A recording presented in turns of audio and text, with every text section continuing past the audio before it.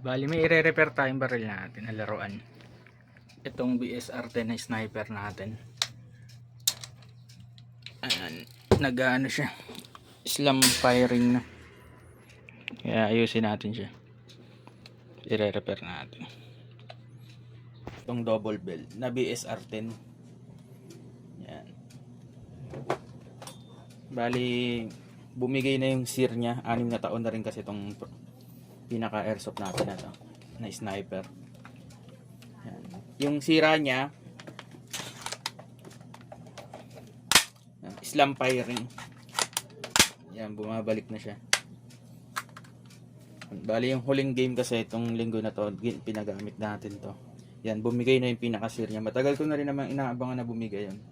Kasi talagang yun yung pinaka issue sa mga bolt action na sniper katagalan. Bumibigay yung sear. May dalawang paraan para ma-repair natin yung pinaka sear niya. Una, replacement or kaya repair. Babaklasin na natin siya. Bali ito yung replacement, metal sear na siya. Kasi yung mga nakalagay dyan, yung parang die cast metal lang na aluminum. Yung hindi siya purong metal talaga. Bali ito pang L93 na sear. Tignan natin kung kasya. Try natin. Walang brand eh. Binigay sa atin ganito na lang. Pero sabi nila military action daw yun. Yan. Tagal na to sa atin. Tapos yung isang paraan naman, baklasin ka para pakita ko sa inyo. 2 tornilyo lang naman yan para mabaklas.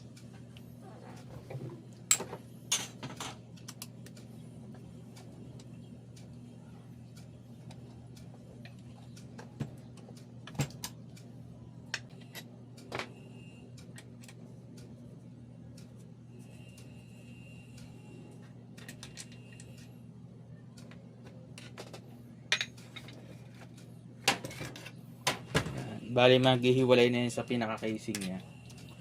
Makukuha na natin yung trigger box niya sa katong pinaka-barrel niya. Kailangan lang natin kunin itong box, itong set na to. Sunod na tatanggalin natin itong pinaka-screw niya saka dito.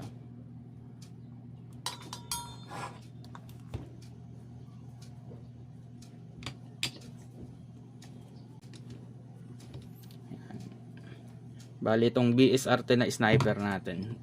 Sulit na rin to. Dati kasi walang parts itong double bell. Bago-bago pa siya dati nung nabili natin. Wala pa masyadong mga review. Ngayon marami na ring mga nakakaalam na paano i-repair, kaya yan, naghingi tayong advice. Wala pa siyang parts dati masyado. Ngayon pwede na yung ibang unit. Trinay na nila. Yan, double bell BSR-10. I-repair natin yung slam firing nya, yung pinaka sear, gas na yun. Yan, bali itong kukunin natin. Tanggalin muna natin yung mga tornilyo nya, tapos itong lock nya na to ipupush natin para hindi mabasag yung pinaka gearbox natin. Tanggalin nyo muna yung tornilyo kasi hatawin nyo to para matanggal. Diretso linis na rin naman gagawin natin. Bali ito, hatawin nyo palabas.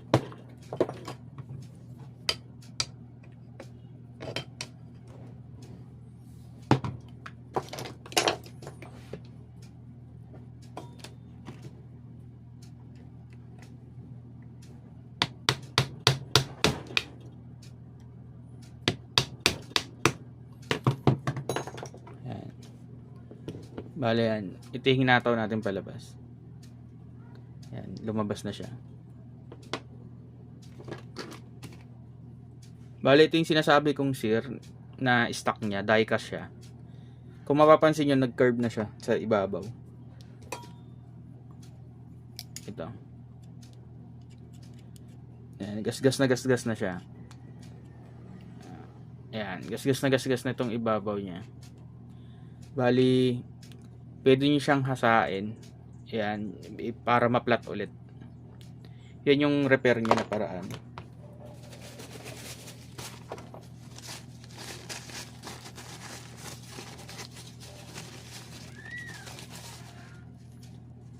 Ayan siya. Kita niya, nagasgas na tong ibabaw.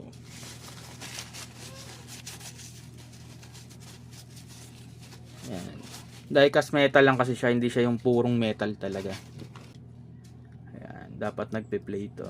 Mamaya tignan natin kung compatible tong nabili natin na sear na pure metal.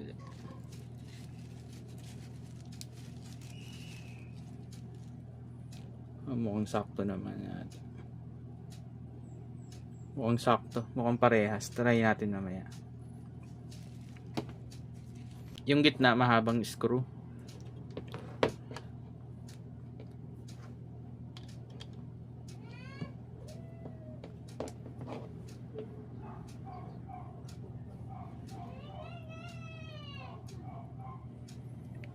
Bali sa katong pinakahulihan mahaba rin.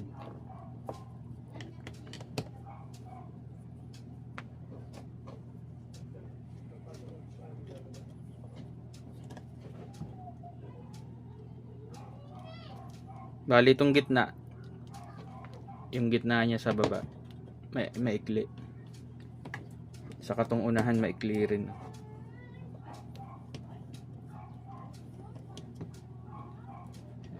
Yan, maikli rin tong baba.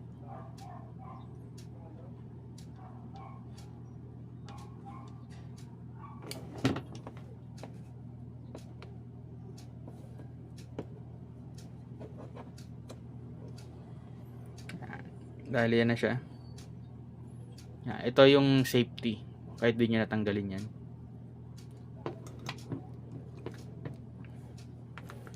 Ingat lang kayo sa mga spring baka tumalsik.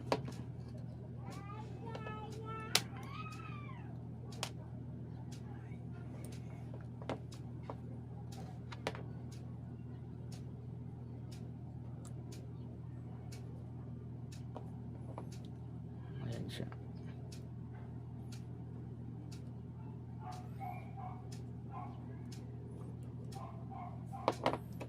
Ang bali yung itsura ng gearbox niya. Bali ito. Ito yung sear ng pinaka-sear ng double bell. Testing natin siya kung namamagnet. Kasi die-cast yung mga ginagamit sa laruan.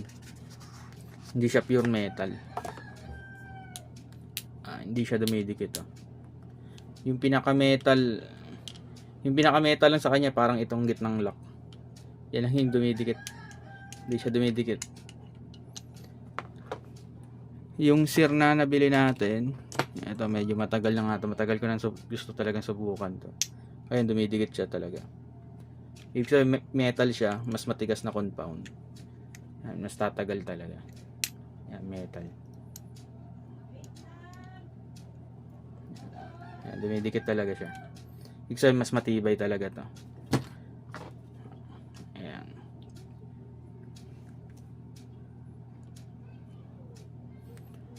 Halos parehas talaga. Maski yung ulo niya parehas din. Yan, yung butas lang yung pinagkaiba nila sa gitna yung lock. Ito, yung design. Pero yung pattern nila parehas na parehas. Yan, tignan natin kung gagana.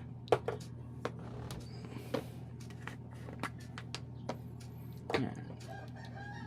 Sear ng ano to, ng L93.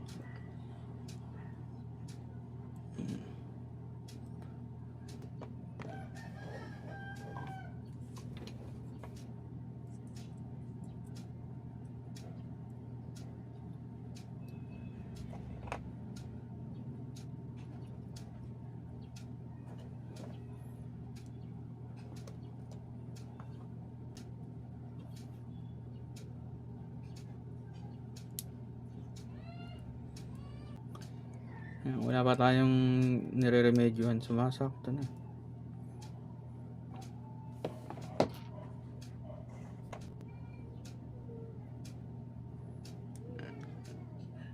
Yan yung laging tumatama sa trigger. Ilagyan natin ng grease para medyo dumulas.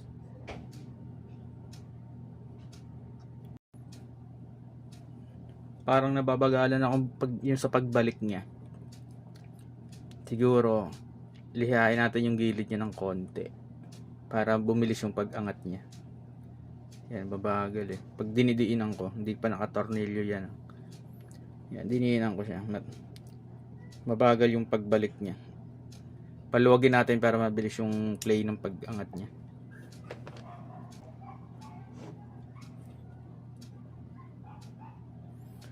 Bali, lihain natin dito ng konti para bumilis yung pag-angat niya.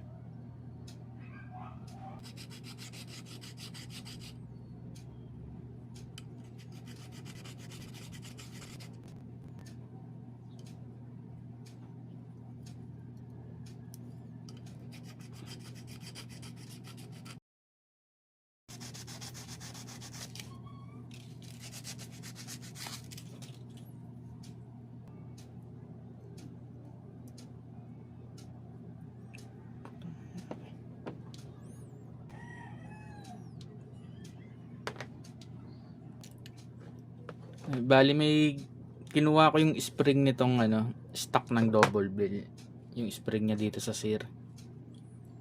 Ito yung stock eh.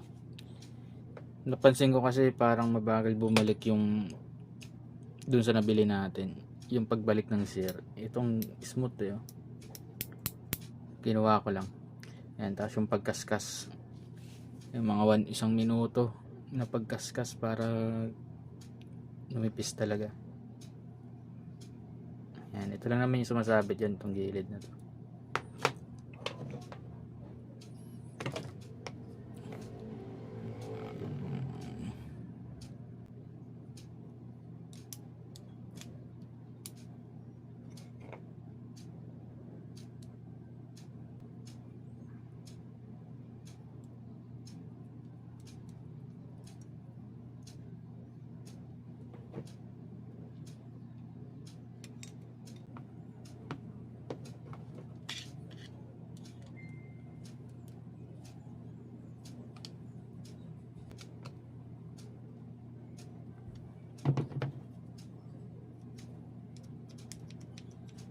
Bumabalik na siya. Kanina kasi pag yung bago pa, mahigpit siya. Hindi siya, walang play yan. Hindi bumabalik. Kaya pinanipisan natin kabilaan. Ayan. Pag nag-trigger ka, dapat bababa siya. Ayan.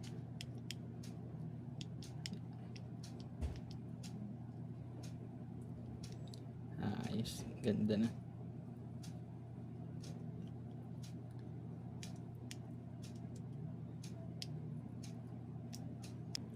Bali, kung ayaw yung mag-trim, kung ayaw yung i-trim na tong metal na yan, pwede nyo naman gamitin tong stock. Kaso hindi siya yung ganong katibay talaga nitong nabili na metal talaga yung component. Pwede nyo ipalit lang yung Sear lang talaga. Ito. Yan yung napupudpud. Oh. May tama na. Kaya dumudulas na lang siya. Tapos kinuha ko na lang yung pinaka-spring ng double bell, yung stock sa Sear. Maganda kasi yung stock ng double bell, oh. Talagang bumabalik ng gusto. Tapos yung pinaka cylinder sa stainless na rin naman tong cylinder ng double bell, kaya okay na rin naman to. Tapos yung pinaka piston nya 45 degrees yata to.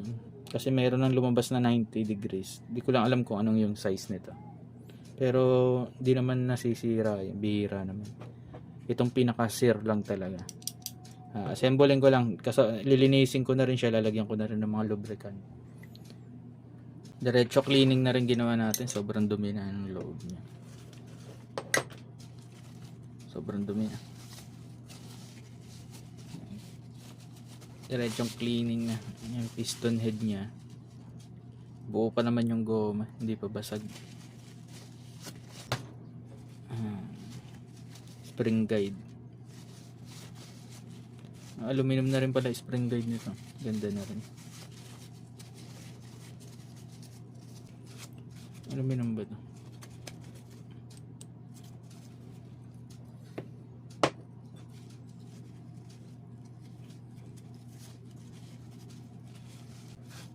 Dati umaabot to ng 530 FPS yung bagong bili pa siya.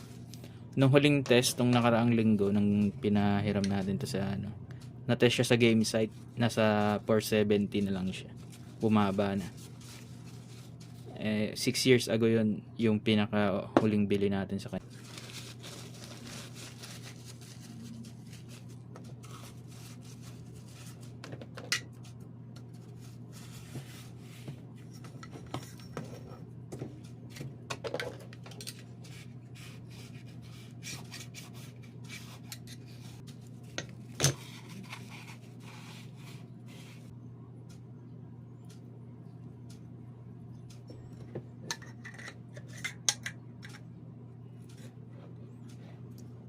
Gusto ko malaman kung maganda pa yung compressor.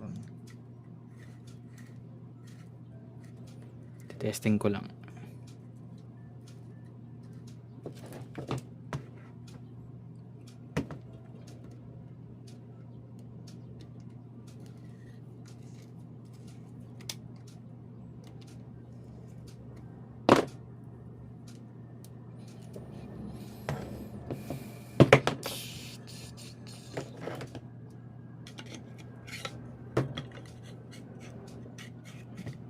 Maganda pa. Wala pang singaw. Yeah. Wala pang singaw. Ganda pa. Oh. Bumabalik pa siya. Yan. Ganda pa. Ayos. Tinesting lang natin kung maganda pa yung compression ng hangin niya. Hindi naman kailangan i-upgrade na pala itong mga ganito. Kung ano, spring lang. Saka yung sear niya. Yan lang yung ano yung sa double bell. Kaya yung kung accuracy naman, yung outer barrel, yung inner barrel niya. Ganda pa eh.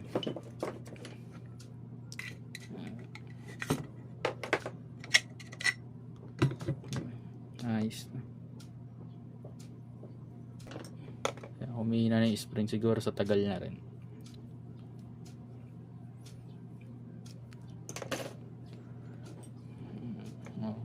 Maski itong spring guide nya metal din naman, hindi na kailangan palitan.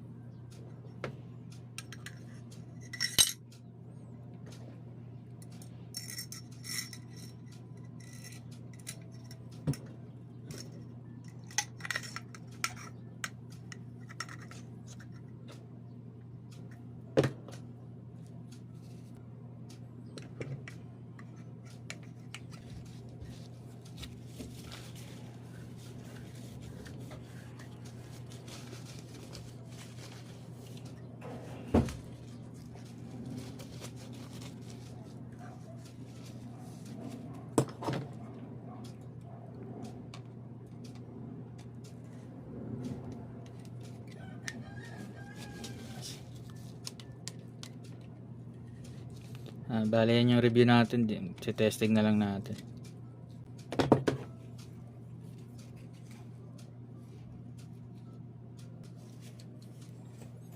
Diretso maintenance na yung ginawa natin, cleaning sa pag-repair.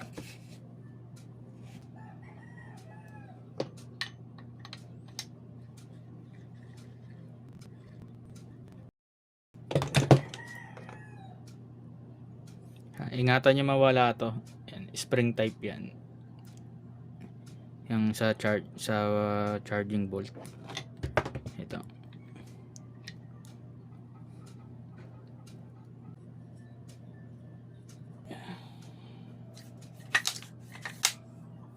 Ayos. Yan, nalinis na rin natin. Sinabay na natin yung maintenance eh. Sobrang smooth na yan. Sinabay na rin natin yung maintenance, yung cleaning. Ayos.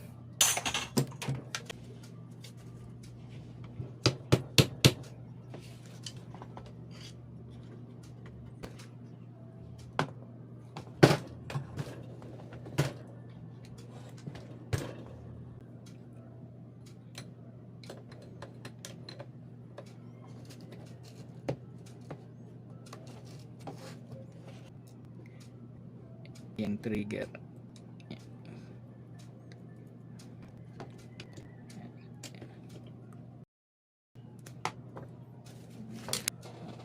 Bali, bubuin na natin. Ilalagay na natin itong pinaka butt stock niya.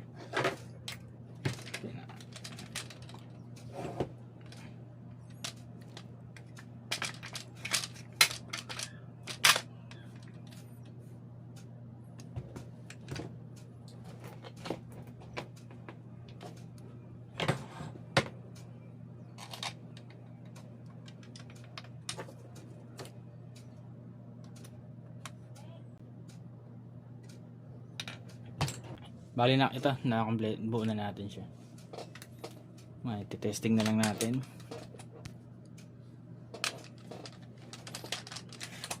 Ayun, kumapit ka agad. Ayos, ano na. Oh, lambot na rin. Bali yan. Yun lang naman yun, yung sear. Bali pinalitan natin. Yan. May remedyo rin naman, pwede nyong kaskasin para pumantay ulit. Kagaya ng ginawa ko dito. Pwede pang gamitin to. Kaso, hindi siya pure metal. Die-cast metal siya, yung may aluminum na halo. Kaya medyo malambot yung parts na to. Kaya katagalan, mapupudpud ulit yan. Kaya pinalit natin yung pure metal na nasir. Nilinis na rin natin siya, kasabay na yung cleaning. Ayan, ganda. Buo na siya ulit.